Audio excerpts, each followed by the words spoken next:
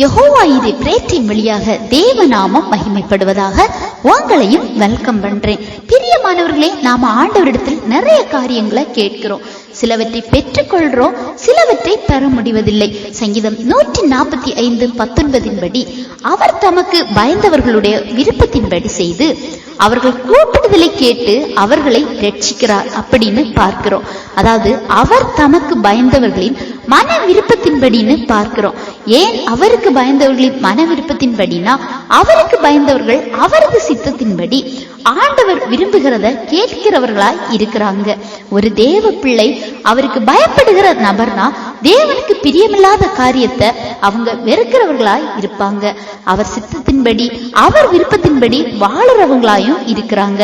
அப்போ அவங்க கேட்கிற காரியங்களும் ஆண்டவர் மன விருப்பத்தின்படி காணப்படும். எனவே ஆண்டவரிடத்திலிருந்து அதை உடனே பெற்றுக்கொள்றாங்க. சாலமன் ராஜாவை பாருங்க, ஆண்டவர் என்ன வேணும்னு கேட்கிறாங்க.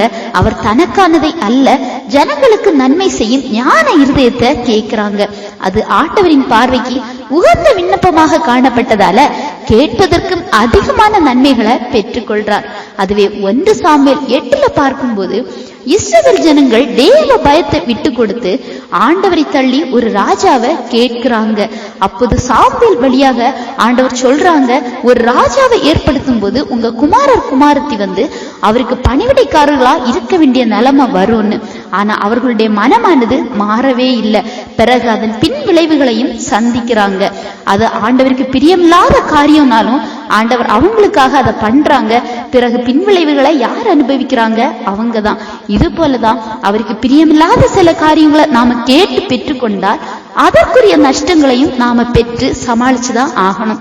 எனவே பிரியமானவர்களே, இந்த வசனத்தின்படி அவருக்கு பயந்து அவர் மன விருப்பத்தின்படி செய்து அவரிடத்துல நீங்க கேட்கும் போது அது ஆண்டவர் உங்களுக்கு தருகிறவராய் காணப்படுகிறார்.